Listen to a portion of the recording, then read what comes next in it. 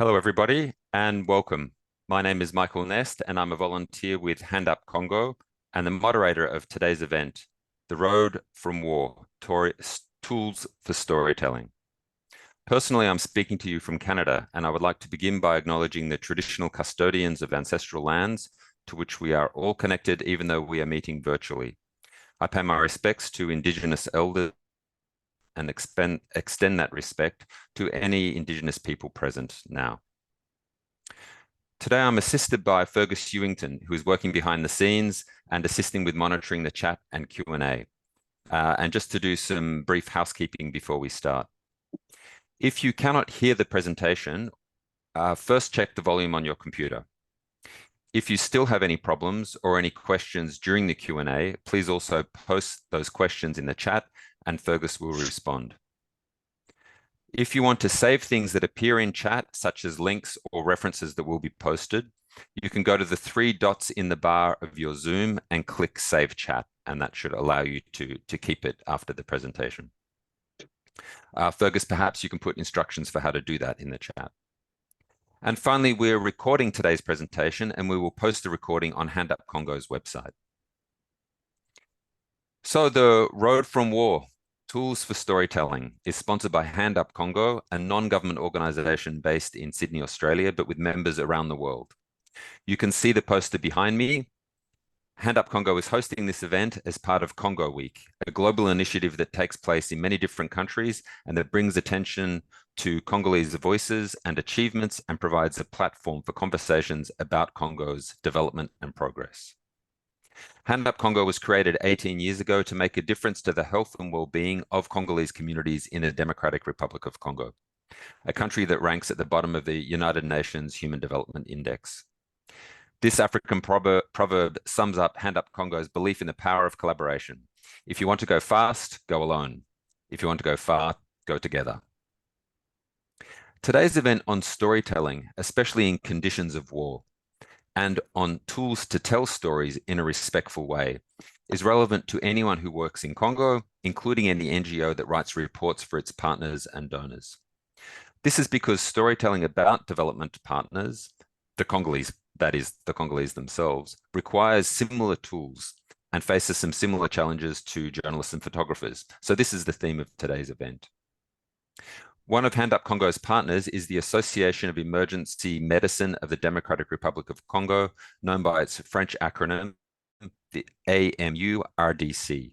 HandUp Congo is working with AMU-RDC to improve emergency medicine, and funds raised from today's event will go to sponsoring a doctor and a nurse to attend training at the Heal Africa Hospital in Goma in Eastern Congo. We'll now show you a short 2-minute video introducing Mula Mudenga, the first president of the AMU-RDC and its emergency medicine and the emergency medicine work of the organization. So over to you, Fergus, if you could show the video. Thank you. In Goma, where I'm working at Heal Africa Hospital.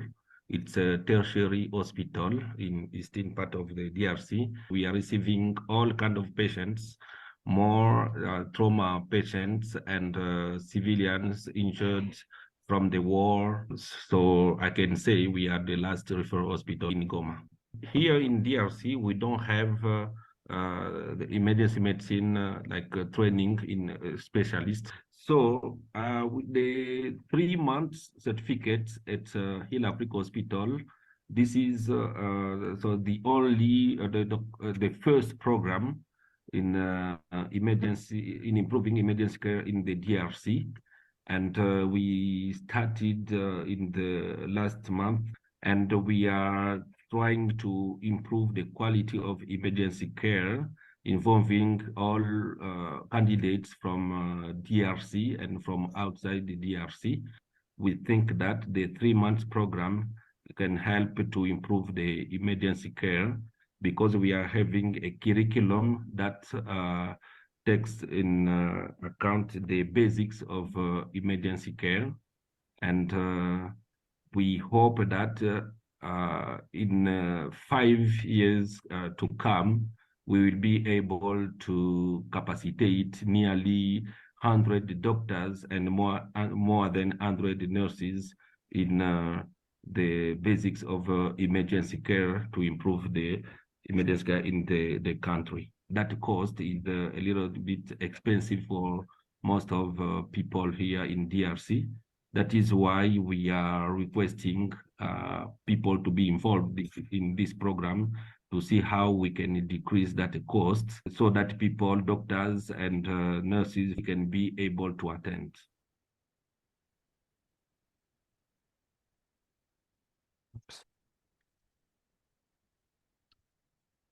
Okay, so it's now my great pleasure to introduce Anjan Sundaram, who I understand is in the waiting room but about to be let through to the session, and Ryan Carter. So Anjan has been called one of the great reporters of our age. He's worked extensively for Associated Press and the New York Times, amongst other news outlets, especially on their coverage of Central Africa. He is the author of 3 books, Stringer, which I can show you, Bad News, Last Journalists in a Dictatorship which is about journalism, freedom of speech and politics in Rwanda, which I read, but I don't have my copy with me here, and Breakup, which is also here, A Marriage in Wartime, which is about his reporting in the Central African Republic and the toll this took on his personal life. He's received Reuters and Frontline Club prizes for his reporting and holds a PhD in journalism. Our second speaker, Ryan Carter, is an Australian-based professional photographer and visual storyteller. He made his first photographic trip to the DRC in 2014, and he has worked extensively since then with a local NGO, Focus Congo, to create high-quality images and visual stories of Congolese people and their daily lives. These images are used for fundraising and exhibitions. Ryan has also lived in Ukraine with his wife and 2 children, and in Nepal, as well as worked in many other countries. So Ryan, I'd like to start with you if I can. I understand that as a child, you did not feel particularly creative and you weren't very good at school in an academic sense. But then you got a camera that had been your grandfather's and you realized that first of all, that you like photography, but you must also now know that you're really, really good at photography. Was there a moment for you when you realized that through your photography, you were telling stories of other people and that this gave you a certain power about the way they would be seen? Yeah, definitely. As you mentioned, my granddad passed away, and for some reason, I was given his old camera. It was in his will, and everything got handed out amongst the kids and grandkids, and I ended up with this old Canon film camera. And at that time, I was actually living in Russia, and so during my journey, I took my camera back to Russia with me and taught myself how to use this film camera. And it was this really a moment, I guess, that clicked for me. I've always been quite a technical person, but not very creative, as I thought. But this mix between the technical aspects of photography as well as the creativity just seemed to click for me. And to be able to capture a moment of somebody's life or of an experience it's something that then just stood out to me. It's like, wow, this is actually something that's very powerful. That you can tell so many stories through this and really share a lot of depth through an image, which I hadn't really experienced before. So it was really my first, as a young, 18, 19-year-old, to be able to share these stories, these visual stories. It really just is something that clicked. And from then on, it's sort of something that I've sort of devoted my life to, and being able to share stories through an image, through one frame, is just a really exciting process for me, and something that I found to be very useful for a lot of organizations as well, to be able to share stories of people and their work and what's going on. Okay, thanks. Actually, Anjan, could I bring you in here? And good to see that you've come through. Yes. So you were famously doing a PhD in mathematics and had a glittering career ahead of you as a money market analyst for Goldman Sachs, but you threw it all in after reading a newspaper article about the terrible death toll from war going on in Congo at the time. You got on a plane and flew to Kinshasa because you felt so strongly that you needed to bring stories about this conflict to the world. And I quote, you wanted to see how people responded to such crises, what we, that is humanity, could become.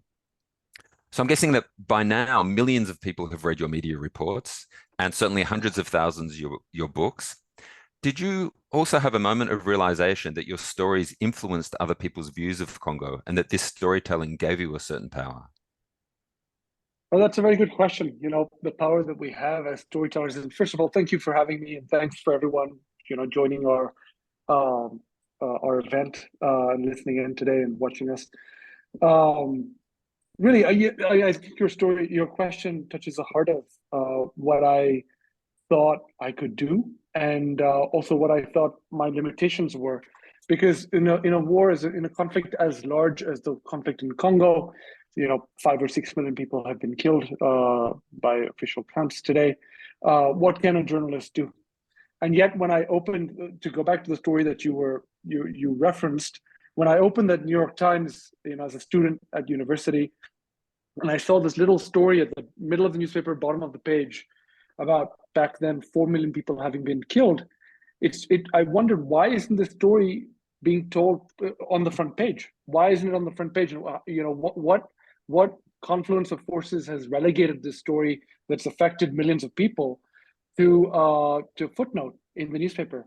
And that's what shocked me, and that's what really got me thinking that I wanted to travel to the Congo, and again, even as a journalist, I ended up doing a PhD, but in journalism, not in mathematics, to try and understand and unravel some of these questions around the international news. Why do certain stories make the news? Why are certain stories marginalized or left out?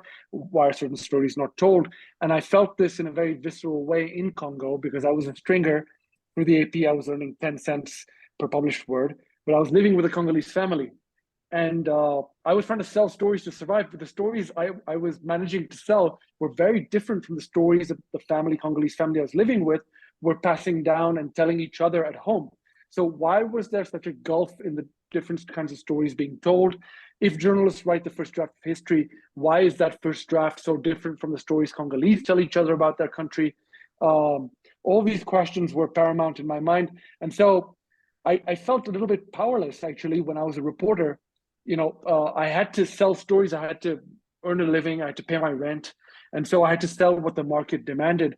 But certainly in the books, I felt like I had more freedom to tell those stories that were left out of the news reports, to write about how I lived them, how the family that I lived with in Congo, the Congolese family, how they lived them, people on the street, people in the communities in the East, in the Kivus, in the conflict zones. What are their lives like? All the background that you can't explore in a 400 or 800 word AP wire dispatch. The book allowed space for that. And really my inspiration for that, I should say, was the great Polish reporter, Ryszard Kapuczynski, who in the 60s, yes, 70s, was in Central Africa. And he said he used his job at the Polish press agency to get into these interesting places. And then he would write these books and longer accounts of how he got there and the personal story. And really that's what inspired me. I felt like adding that personal dimension could elevate the story and maybe make it translated it, make it relatable and understandable to an audience outside Congo, in say Europe or the US or Canada, to whom the war in the Congo might seem very distant, remote, and incomprehensible. Adding that personal narrative, I felt, might serve as a bridge. Well, in fact, like one of the things I love about your books is that they set out so plainly the challenges of balancing what you want to write with what you think needs to be said, with what Congolese or Rwandans or people from the Central African Republic think needs to be told, with stories that actually sell. So actually, it's I guess what I'm hearing is that the professional frustrations that come from the kind of limits that are put on the kind of stories you can tell, it's this epiphany. I can actually still write about people I care about and places I care about, but really do it in a different way. And I think, that's clearly gained you this, this huge audience of fans, including me, about seeing the inside story. Yeah. Yeah, that's very kind. Absolutely. I think, over the years, I've begun to understand the project I've embarked on in my books. And I think the subjectivity that you mentioned, the personal relationships, the friends, the subjectivity on my part as well, as a reporter, as a writer, I think actually lends a certain power to the stories and makes it more universally accessible. Whereas a lot of traditional journalism emphasizes sort of trying to convey an objective truth, I'm very explicitly subjective about the stories, about who I am. I start off my books, often with my own interest in or link to what the conflict in the Congo or what's happening in Rwanda, why I went there, why I got interested. And I'm quite explicit about who I am. I grew up in India. I studied in the US. I'm a man, and so my identity naturally draws me to certain stories, and maybe makes me blind to certain other aspects. And I'm very explicit about who I am, and and my interests. And if I invite the reader to come along with me on the journey. On a journey that often begins with my ignorance as well. I often like to begin my books not from a position of authority, but from a position of ignorance, and say, hey, here's a point at which I, like you, the reader, like the general reader, knew almost nothing about this place. But I got interested because of this event, this story, this is what I heard. And then I embarked on this journey. And why don't you come along and we can learn together? And that's for me an invitation and a way to draw readers in and go on a journey together. Not with me not as a person of authority, but as a person who has the time and who's made the space in my life to travel into these conflicts or dictatorships, to live in those places for a while. And so I have a privileged perspective, and I'd like to share that with you as a peer. And we can travel together. And so that's the approach I've often taken: subjectivity, not objectivity, and ignorance, not authority, as a way of creating a bond with readers. Actually, it struck me that one of the differences with writing reportage, for media outlets, is that in your books, you're very generous to the reader in that you allow them to see your fragility.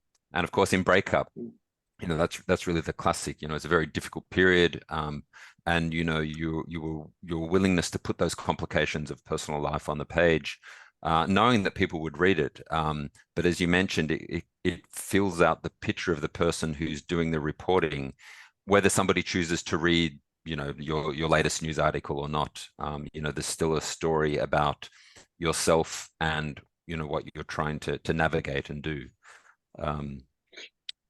Absolutely. I think it's we're not trained as journalists to turn the camera on ourselves, but I think it can be a very powerful point of connection between us and a reader or viewer. Often when I'm watching a good documentary, I find myself wondering why the reporter, or reading a good book, why the reporter is obsessed with that subject. And often they don't explain that. They're not in the picture at all. They're not in the frame. And I put myself in the frame to explain to the reader why I've become obsessed with a certain situation, so that as a point of connection. Yeah.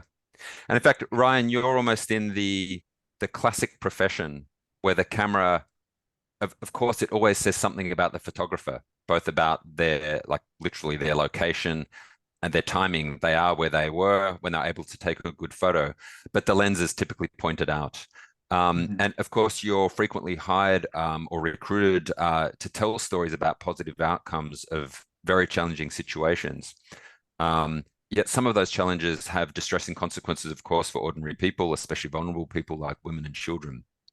But nevertheless, you're you're married, you've got 2 kids, you visit with, in the case of Focus Congo, with your great colleague Papi. So you have that kind of entree into the society. So my question is, what are the ethics of taking people's photos, especially those of vulnerable people, while still doing the assignment that you're hired to do? And perhaps can you give an example where you've had to think hard to balance the challenges involved, and how you resolve that?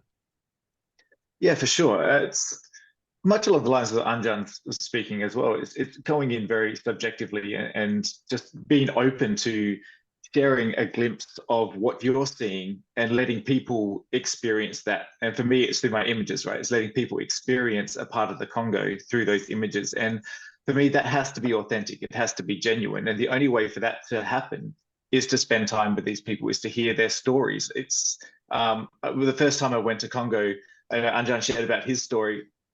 I'd read a few things online. I'd heard a few things about it being the rape capital of the world, and 4 or 5 million people had died, and all these things that was all I knew. It was my first time in Africa, my first time in Congo, and I went in not knowing at all what to expect, and got there and really had a very different experience to what I was expecting, just by spending time with people who had suffered horrendously.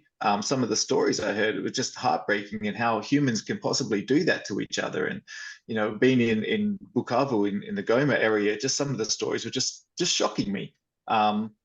But then to see people's the way they've moved on, and to hear their stories of forgiveness, of healing, of moving forwards in life, and that's kind of what really encouraged me. And to be able to share an image of someone who has suffered and show some of that suffering through an image, while also showing the hope that they have personally. Like you said, of course, every image that I capture is through my lens. It's the way I photographed it, the way I've done that. So I always try and hear and understand more of a person's personal story is so vital for me, to be able to share that story and to feel I can authentically share that story in a way that gives respect to the person I'm sharing, but also is genuine.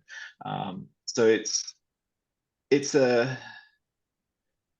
deep. It's a very challenging process to go through, hearing someone's story, and having that responsibility of sharing that in a way that people who aren't reading a book or reading even a paragraph about this person can still get the authentic, real story of this person through an image. They can see it, and they can see who this person is. At the start, I don't know if you flick through on the screen, there was an image of a girl who's been burnt on her neck, and she's got this beautiful smile on her face.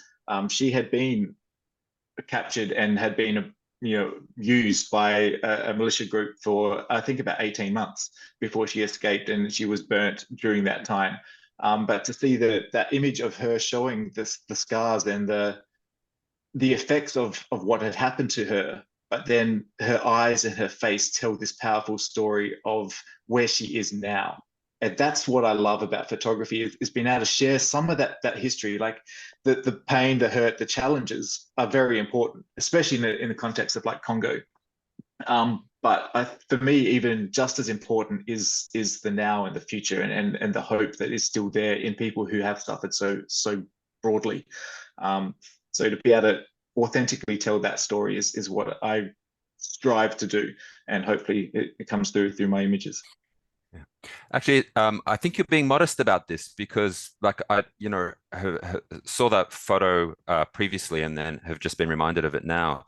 But of course, the girl's, the fact that she is so relaxed and willing to show, if you like, show her hope, show her joie de vivre, does say something about the connection that you've created with her.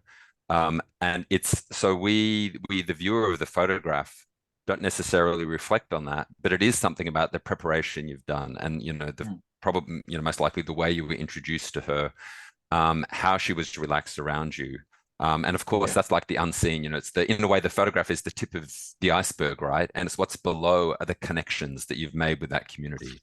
Yeah, definitely. It is about trust. I'm sure, Anjan, you're the same. To get an authentic story, people need to trust you to be able to open up and to be able to get that feeling of these stories, which are, they're deeply emotional stories for people. So I'm very lucky that when I go in, I'm not by myself.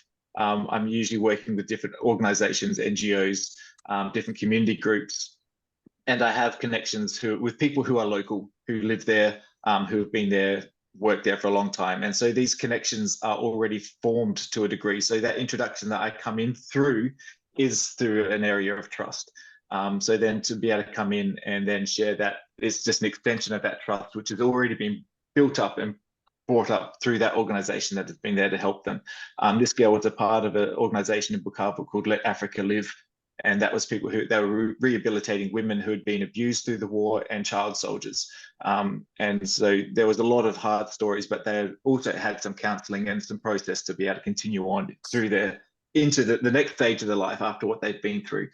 So to be able to come into that moment is something, that I guess for me, it's natural. I do have a lot of empathy as a person. And so just to come in and be more in the background, while also sharing and listening to stories. Listening is such a vital part of it, is letting people feel heard and feel valued in their story, not being judgmental, not having any of that. It's trying to come in as open and as understanding as I can. And that's where then that trust, people seem to open up, which is I don't know if that's just for me or it's just, that's for me, it just seems to happen. And I get those opportunities to photograph women and other people who have suffered, and tell their story. So it's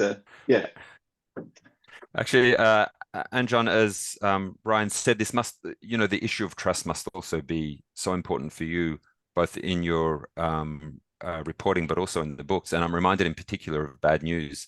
So your second book, and the, your engagement that occurs gradually with different journalists and what they're willing to reveal about, what they really think, and what they really feel, and therefore, that element of trust and how it's had become stronger with you. Oh, absolutely. I wanted to reference something that Ryan just said, and that you asked about.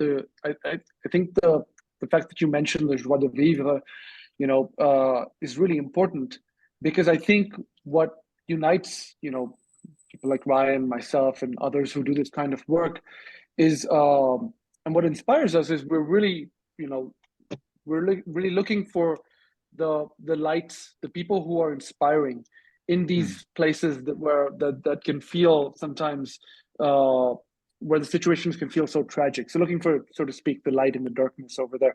And, I think what we recognize is that in these darkest places, where things seem, the most hopeless, whether it's in Congo or India or Mexico or certain parts of the US or, many places in the world, you do find certain figures, individuals, communities, whose character, whose courage sort of stands out.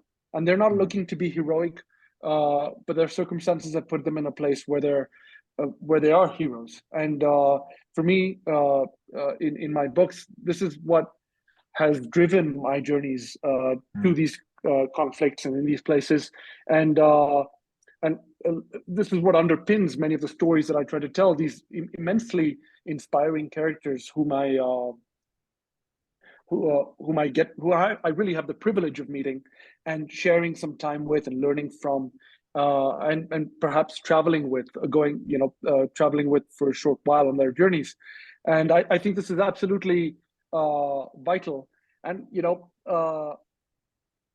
and I think to your question, coming back to your question of trust, somehow with these figures, it can take some planning, and it can be quite difficult to get to those places, but we recognize each other quite easily. And I found that it's the trust is quite natural, because they don't have anything to hide. When I show up in these places, we instinctively and immediately sort of recognize how what we mean to each other. And for myself, I really position myself as just a person who I ask them, how can I be of service? Because they're putting so much on the line.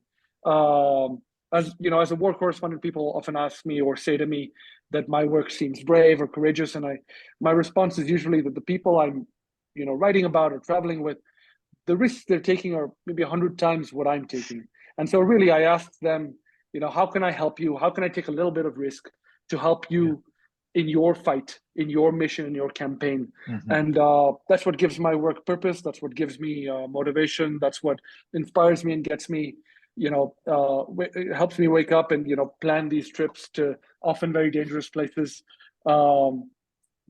Because there's, it's really a privilege, and there's nothing quite like that feeling of being of service to some of these most inspiring people.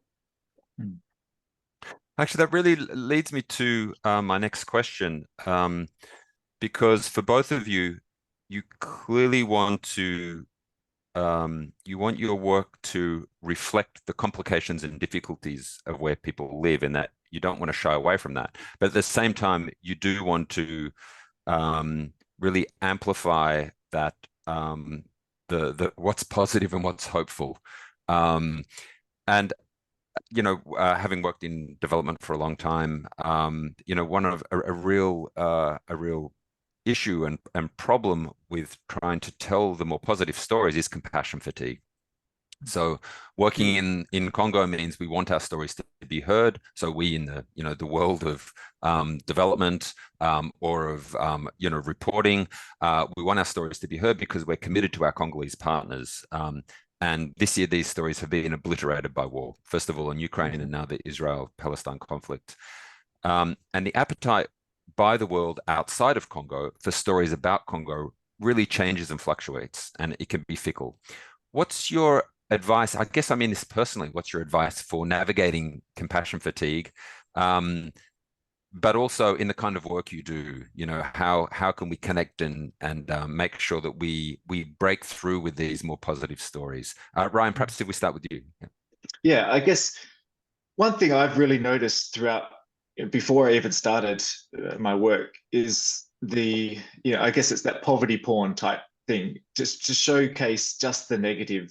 People get tired. There's so many needs. There's so much out there of asking and showing the bad of what's going on in the world, and we need to fix this. And the thing that I've really seen for me and the organizations I've worked with, it's about hope. And that's why you look through my website, my stories, most of the photos I'm telling are very positive and very hope-filled. And I think hope for the future gives a lasting impression that far outweighs the negative. A negative image, a negative story gets people's attention, maybe deeper to start off with, but it fades very quickly. Whereas a story of hope, a story that is more positive and showing where there is a chance for things to progress positively, it leaves a lasting impression that I think is deeper, and people want to engage more in something that has more of a promise.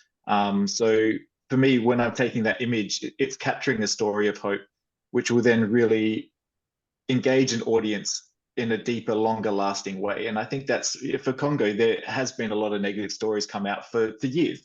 I remember when I first went there, I did a Google search about Congo, and I think it was about 6 pages through the search results in Google until I found a positive story. It was every single one was negative. And that's an image that I think needs to change, because there is so much hope in Congo. There is so much positive. Yes, there's struggles, and we're not denying that, but we also need to be showing the stories of hope, the stories of innovation, the stories of entrepreneurship, the stories that are coming out of there, which are positive, that show people that this isn't a lost cause, that there's something to be positive about here. There's room for investment here. This is where we can actually give in to a country, to a people, and make a lasting difference. And that switch of mentality for me is very important. And the organizations that I work with as well see that. And we try and show that, whether it's through education or healthcare or whatever that is, it's really bringing a sense of there is room for investment, and investment is needed, and it's positive, and it's really going to make a lasting change in this country. And Anjan? Yeah, I would echo what Ryan just said, and add to my previous answer about these inspiring figures whom we focus on. But I guess, what I try to do is to kind of transcend especially, the kinds of reports that I was producing as an AP Wire reporter, these short pieces. They don't give you much room to tell a story, and what we remember about places are stories. And so what I try to do in maybe a more subtle way is to weave myself into the narrative and make myself, my encounters with these the kinds of inspiring figures that Ryan just mentioned. I try to weave those encounters into a story and make myself part of the narrative. That people, I think the biggest, problem for me is that people might feel a sense of disconnection, from what's happening in the Congo, from what's happening in Rwanda, the Central African Republic, because these places, unfortunately, in the media, have been portrayed as distant, as remote, even though geopolitically, politically, historically, they're very economically, they're very much connected. You know, the minerals from Congo are in our, you know, electronic devices.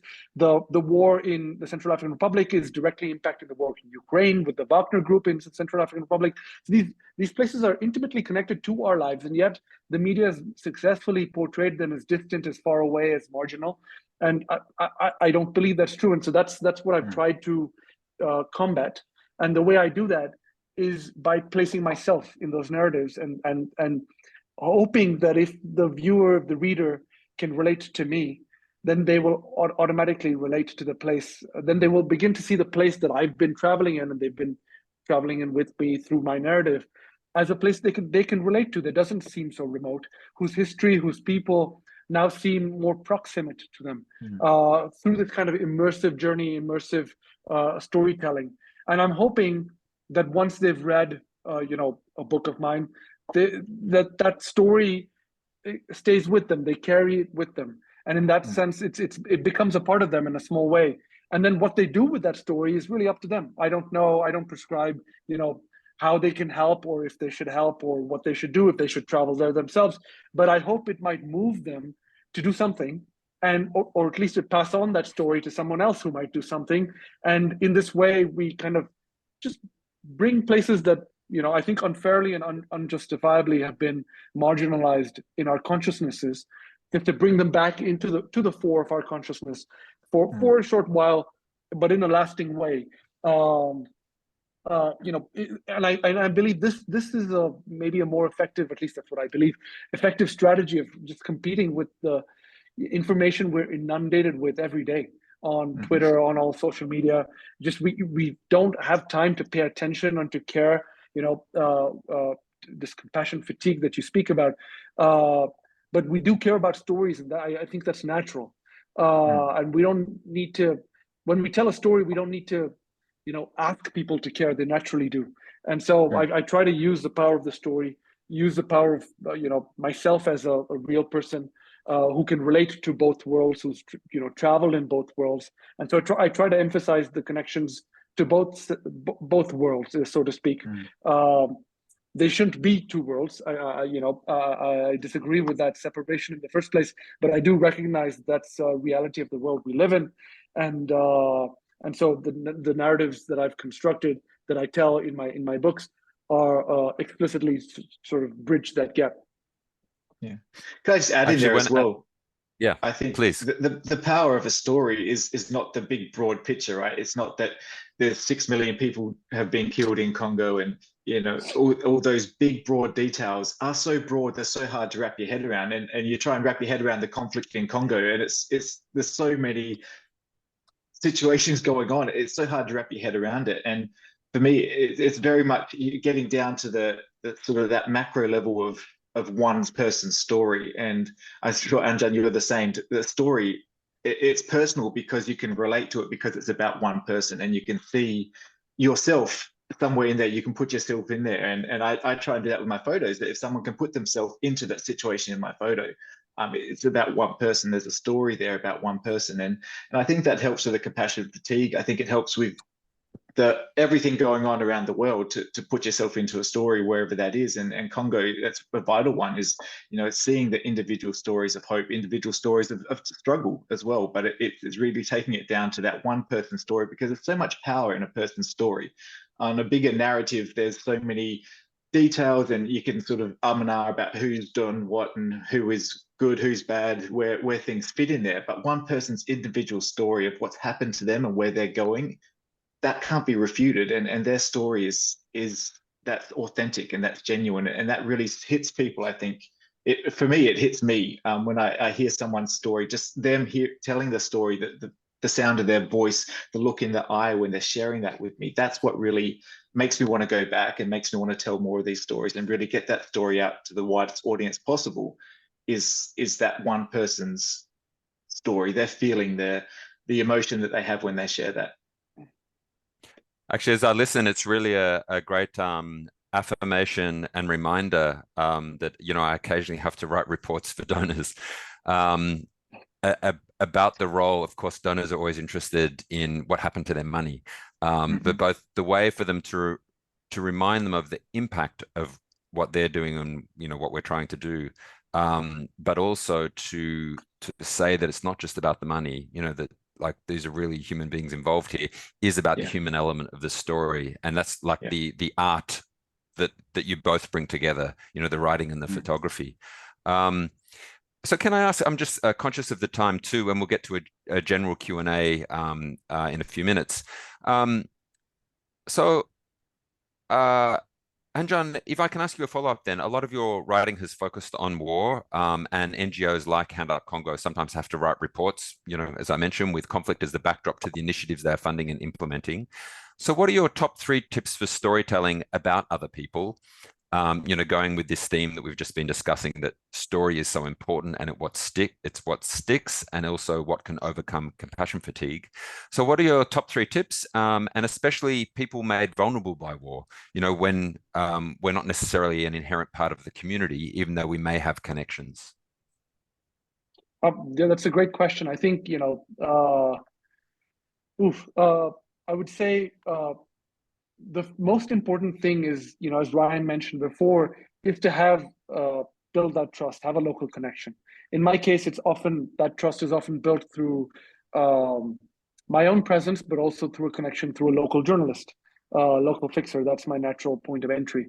So going in with someone, learning from a local reporter, crediting them appropriately, on stories for their work and for their insight, because local reporters, they're called fixers, which sort of seems marginal in some way to marginalize them, but they've been reporting these stories for decades sometimes. They know the stories much better than someone like myself coming in, or even living in these places for 2 years or 5 years could know. And so it's very important to acknowledge the learning, how much I've learned from them, and to sort of go in with them as equal partners, but even as sort of to follow their guidelines, because they understand the community's needs, how the community, the rules, how the community will build trust. And so that's very important to create a connection and respect local partners and their wisdom. I would also But actually, say, if I can interrupt, also to flag the collaboration. That's really interesting that you actually flag that collaboration. Yeah. Oh, it's so important. My PhD actually was on post-colonial journalism at the University of East Anglia, and my PhD thesis was on exactly this question: subaltern reporters, in post-colonial theory, and how often there's been an extractive relationship between foreign correspondents and local reporters, like local journalists and fixers. And so in my books, and I explicitly flag the importance of how essential these local reporters are to the journeys, to the reporting. They decide where we're going. They decide whether it's safe. They have the contacts, to get the initial information, to even make a decision about where to go. They're vital. What I bring to the relationship or to the story is maybe an understanding of what stories resonate in the wider world, what stories I want to tell, how to elevate some of the situations beyond the compassion fatigue that you mentioned, and the storytelling strategies and understanding of what stories might resonate. But really, the knowledge resides in them, and it's it's crucial to recognize and credit them appropriately. And they haven't been historically, they're rewarded somewhat minutely financially, but and often not at all in terms of prizes. It's changing a little bit, but it's a very the power relationship is very imbalanced, and so I try to, as much as possible, to collaborate as equal partners and to credit them appropriately, and of course encourage them to write their own accounts, and I write mine's subjective from my perspective, and theirs will be from theirs. And whether they're photographers or writers themselves. So that's my biggest, most important tip. I think the second one would be, to respect the communities, who are in very vulnerable positions, to flag that, to be aware that sometimes asking them to share their stories might reactivate their trauma, to be mindful and respectful of that, to not do that in a callous way, to really understand and have the intention to share it with them, that what they're sharing would make its way into a story. Here's how it might affect readers. Here's how it might be, received in the world and the benefit that it might bring, but really to leave that choice to them, understanding the situation, whether they wish to share the story, whether they've lost a loved one or experienced traumatic violence, really leave that choice to them and just invite them, just as I invite the readers, invite also the people I'm visiting and working with to participate or come along on the journey or not, as they might wish. And yeah, I really would say that these are the two main things to be mindful of as in the practice of the reporting and the writing. And I guess in terms of story, I would echo what Ryan just said. I think just making it the personal and the moment can feel universal.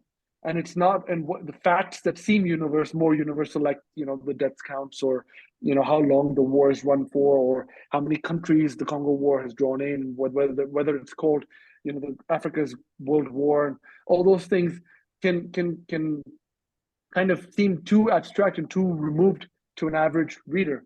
And so I would really suggest focusing on individuals, on personal stories, on showing on stories that not by telling, but that show that people everywhere, whether they're victims of a warlord or the warlords themselves, that they're all human and they've all come to their positions, whether we judge them or not, whether they're criminal or not.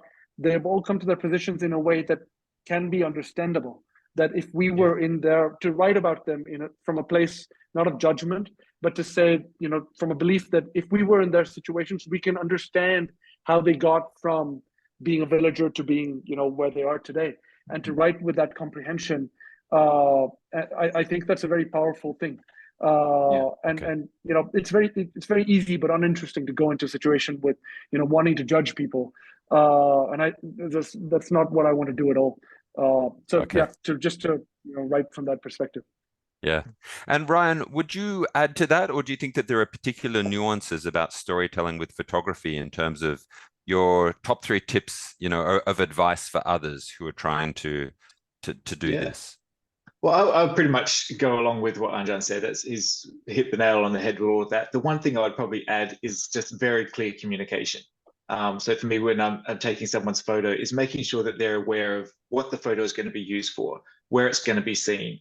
And even showing them on the back of my camera, it might not be the finished image or the actual image we're going to select, but an image of what they're going to look like, so they feel comfortable in that. I always want someone to come away having a feeling of that they like the way they look in an image. I don't want to show anyone feeling embarrassed through their image, right? So it's just very clear communication is vital as well, that people will feel comfortable, they know where the image is being used, what the purpose of it for. Usually for me, it's with the organization. So it's raising money, it's raising awareness, it's to try and get more assistance in to help the situation as well through their image. So the image is going to be used to promote that, to increase the programs that are already running. But it's that communication with people, with the subjects is key, so they know where and what's going to happen. It's not just someone coming in, taking a photo, then it's going to be used goodness knows where for who knows what purpose, and they're never going to see that. Where possible, that the organizations can also provide images back to the people who are photographed, so they can then see and show them what's being used, whether that's a print or a website grab of where the image is being used, etc. But just making sure that communication is very clear with everyone, that they're aware. There's nothing hidden, there's nothing secret. It doesn't feel underhanded in any way. As long as if that's clearly communicated, that's a big step to increasing that trust that Anjan started talking about as well. It's also actually that's built over time. Yeah, that's the perfect link to our first audience question, which is from Lucy. So it's to both of you, but Ryan, why don't you go first? So have either of you ever been asked by a subject for payment before they will allow their story to be shared or their photograph to be taken? And what is your policy when working with very poor people who are trying to survive? This is obviously something that HandUp Congo can face. Ryan, why don't you go first? Yeah, definitely it happens. A lot of the times people I'm talking with have already been talked to by organizations that I'm working with. So they've already communicated what we're doing there and why we're there. Generally, when we communicate, like I said, it's about that clear communication. The purpose of what we're doing is to increase funding for projects that these people are already involved in. That usually helps with that, and there's already a connection there of a purpose of what's happening. Outside of that, I usually, as Anjan said as well, having the local people, local fixers, journalists, organizations on the ground, it's something that I always go back to them and say, hey, can you need to talk to them. Let's hand that over there. I don't hand out money left, right, and center or anything like that. I don't think it's helpful, especially if the white person coming in. It's not a good look. It doesn't help anyone. There are times that the people I'm with will give money to people in certain situations or hand out food or whatever. But I really rely on local contacts and local knowledge of the situation to handle that. So that's all. I always pass that off to my local contacts to look after that for me. Yeah, and Anjan? Yep, very similar. I guess usually I'm working with a local reporter, and communities understand that they are the ones who they're sort of mediating between me and the community, and so there's an implicit understanding that I'm helping them, and sometimes there's an economic relationship, like I need to pay for a hotel, or I need to pay for a room, I need to pay for food, and I'll go to the places where I'm directed to, but usually I'm paying for a service. I'm paying for something that I would need, not paying handing out money directly to subjects, because that would compromise the storytelling and possibly compromise, the big risk is that they would then give you stories that they think you want, and what you want are authentic to depict the situation as authentically as possible, and a financial relationship can muddy the waters. But I think paying for services like food or bed, which you need anyway, that's a way of contributing to the community in a way that sort of is separate from the reporting, and so the community can feel that you're helping in a substantial way while still separating that from your work. Yeah. So actually, our next question, I'm just conscious of the time, is about many international organizations have working with children policies, and certainly I've signed some of these policies myself in some of the projects that I've worked with. Both of you, do you have a policy to always have a local contact with you at all times to protect perceptions, or how have you managed to handle that? Anjan, why don't you continue? And then Ryan, I'll go to you. Okay. So, sorry, can you repeat that? I was just replying to a question on the chat. So it's really just about working with children and the policy of doing that. Do you try to have a local contact with you when you might get a child's perspective, or how do you manage that? Yes, I think, with children, they're vulnerable. You need to be particularly careful. Often, I'm aware of you changing their names, not showing their faces, because, they're not even at an age where they can consent. And sometimes their parents might not even understand the implications of the situation, of what publishing their pictures, especially if they're vulnerable, especially if they've been affected by conflict, or I'm thinking about children who might be HIV positive. There might be stigma associated with that, which they and even their parents might not fully understand. So as a reporter, you have to be particularly careful. And so yes, I think it's easier. I'll be interested to hear Ryan's answer, but it's easier in print because it's easy to change someone's name or anonymize them while still conveying the emotional truth of their story. In photography, it's a bit trickier. Yeah, Ryan? Yeah, definitely. For me, once again, it's very much relying on local contacts. So yeah, especially in Congo, as a white guy in Congo, there's no way of fitting in. So you can't be local. I'll never be local. It's always definitely relying on having a local contact with me. And then generally having a parent or a guardian or someone responsible like that with the child as well at the same time. So it's never just me and a child by ourselves. It just doesn't work.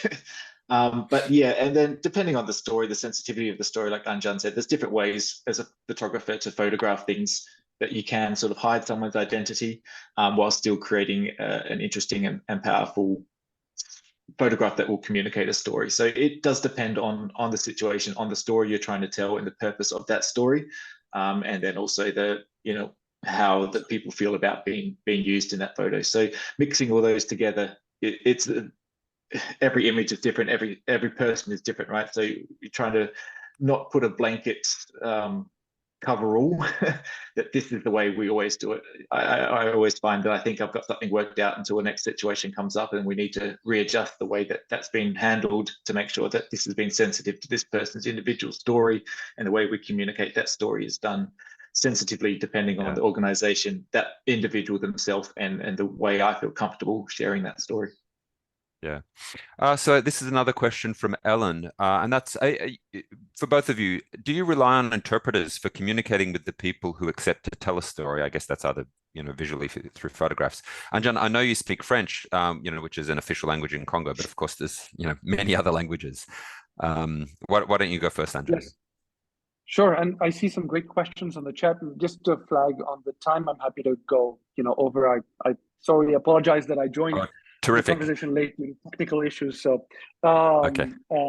Yes, it feels really meaningful, and thank you for these thoughtful questions.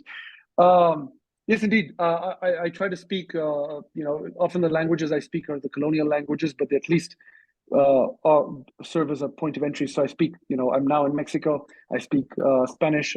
When I was in Central Africa and Congo and Rwanda and Central African Republic, I speak French. And so usually in a village. In the capital city, almost everybody, most people I would meet would speak some French. But even in a village, there's at least one person who can serve as an interpreter. And so I don't go in with an official interpreter, but I usually find someone in the community who's willing to translate. If I happen to meet someone who doesn't speak French, to translate for me and serve as an interpreter. And usually I weave that interpreter into my stories. And so I flag to the reader that there is subjectivity here, from me, from the interpreter, from the person speaking. I think stories are more powerful for being transparent about the subjectivity. And not trying to pretend that everyone is going to speak to you, the absolute truth. Everyone has an agenda. Everyone has an interest. Everyone's trying to tell their story for a reason. And I think to acknowledge that and be transparent about that, including myself, it makes the experience for the reader more authentic, more trustworthy, and more believable.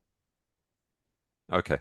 Actually, so I think, thank you both. And I understand, Ryan, you can stay a little bit longer too. So what I might do is we just have some sort of like close of business. So what I'm going to do is do that, but then encourage everybody just to stay online, and we'll keep going with these questions. I can see they're coming through in the chat, which is great.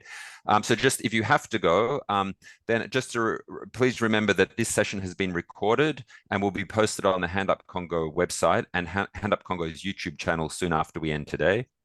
I thank you, of course, which I'll repeat after the end of the question time, to Ryan and Anjan, as well as all the people who work behind the scenes to make this event happen. At HandUp Congo, we love our members and volunteers. So if you're interested in our work, please look us up online and contact us through our website. Our next event is actually an in-person fundraising event in Sydney, Australia, on Monday, the 30th of October. However, information about this can be found on the HandUp Congo website, but you can also email us if you would like to host similar fundraising events. We will send you advice on how to do that with information. So, if you want to do one in your local town, we're keen, of course, to do these Zoom events because they can really reach a global audience, and our recordings is part of that. But we know that in person, there's really no substitute for that kind of in-person interaction. So what I'll do then is, if you need to go, thank you very much. But otherwise, please stick around. So Ryan, can I go to you? What's your experience been with interpreters? Yeah, much like Anjan, at least with photography, the interpretation isn't quite as important. It's there, of course. I need the story. The background story really works towards where we take the photo and how the photo develops. But once again, usually I'm aligned with local organizations on the ground who either have an interpreter with them, or there's somebody in the area who can communicate with me and can do that. So it's just part of life. For me, I don't speak French or Swahili or Lingala or anything at all like that. So for me, it's an essential part of my time in Congo is having a good translator with me. And I always have in the past. All the organizations have provided someone or had someone with them who speaks the languages perfectly. So. Okay. And Anjan, there's a specific question for you from Philippe. And that is, how do you think putting yourself into the story, almost like a character, I guess this is in terms of your books, is compromising the objective side of the journalism? And obviously that's in terms of your media reporting. Right. And if I might, there's another question from Anne-Marie, which is quite similar. Yes, please. About my relationship with people and like the power differential, Yes.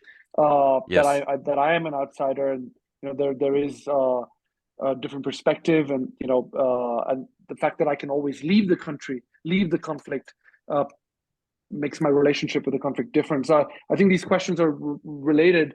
My personal view is that objectivity in journalism is important. There are objective truths that we should strive to, but I think it's an ideal. I think we should always be wary and humble with the sense that we might get things wrong. And so what I prefer to do is to put myself in the story and flag that my information is coming from these sources. I'm the one interpreting it. I'm the one receiving it. There's an effort made on my part to make sure it's as accurate as possible. But in the end, as I said, everyone is telling stories and everyone has an agenda. And I find this relates to my my transition from mathematics to I was a mathematician to a journalist. In mathematics is all about the objective truth, deducing truths that are incontrovertible, that are accurate, and I find more interesting to interrogate, to speak about, to write about people's beliefs, which you can't prove or disprove, which aren't right or wrong. It's what people believe, and I think that is fundamental to who we are as human beings. That's what makes people interesting, not the fact that they're right or wrong, but they believe something and they're willing to act on those beliefs, and that's how they shape the world around them, and that's what creates the world around us. And again, not to judge them, but to try and understand where those beliefs come from.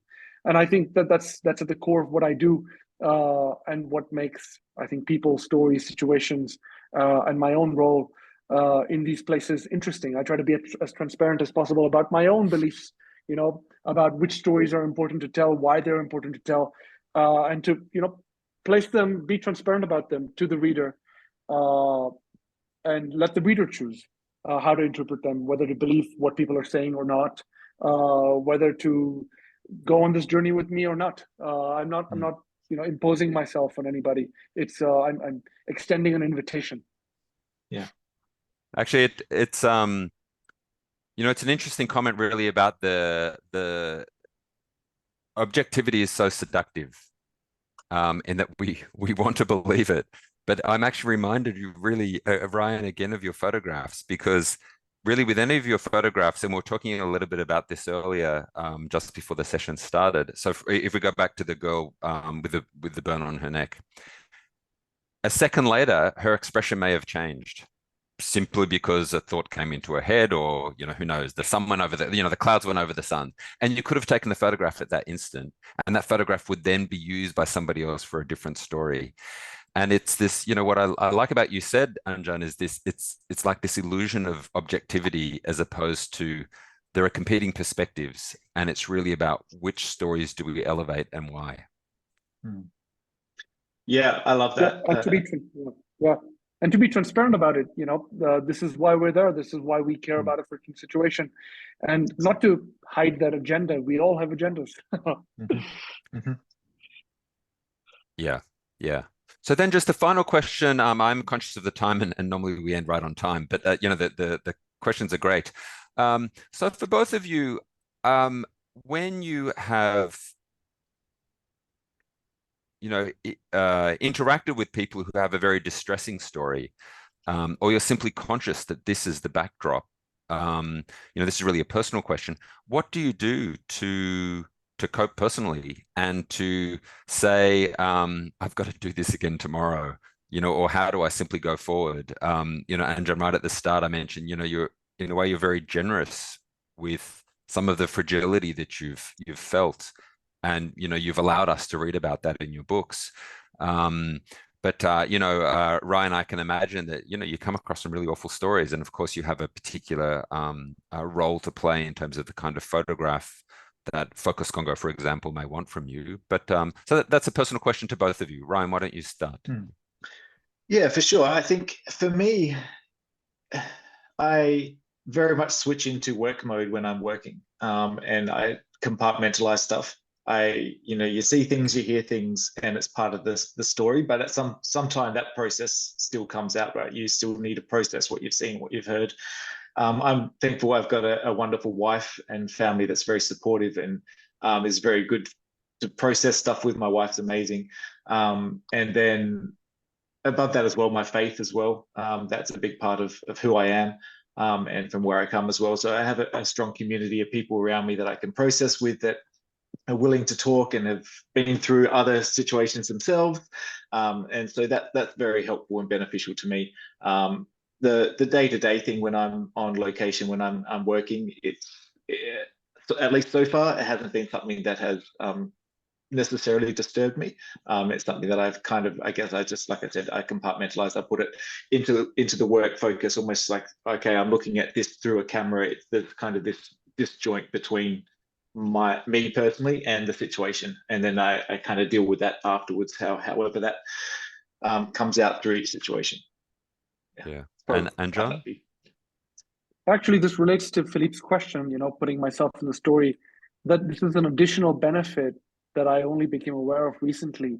But to write about, and what you said, Michael, like to write about myself with some distance as a character, to write about those moments of fragility, of vulnerability, to see myself and write about myself in that way actually gives myself a little bit of distance from the experience, from what I've experienced. And I find it's a way of processing, what I've lived through. It's a way of processing the emotions that I might be carrying from those moments, and really thinking about them, and thinking about them, and writing them so that they might be useful to other people, to readers. And so it's not just to relive those emotions, it's to relive them with a purpose, with a sense of purpose. And that's might be related to what Ryan just mentioned about faith. It really means that I feel like my having lived through these experiences has some meaning for society, or might have for society, for readers. And that helps me just process what the experiences that I've had, the stories that I've heard, and helps me continue and find meaning and sort of in traveling again, in finding new stories and discovering new inspirational figures. Yeah, I think for me as well, feeling the emotions of the moment when you're hearing people's stories, I think that really helps me to strive to create authentic representations of those stories. I think that the depth of what you hear is what really pushes me to really be genuine in the imagery and in the way I communicate the story. So I think while you do separate a part of you to be able to function and to continue on with what you're doing, part of that also needs to affect you. It needs to be taken on board to create the authenticity and to do justice to the stories that we're hearing.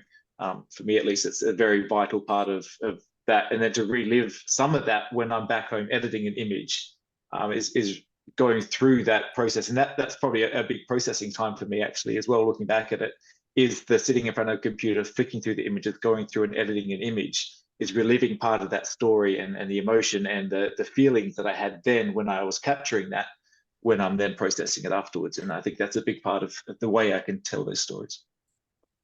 Actually, you've both mentioned several things, but one thing that I'm really hearing is about the communication.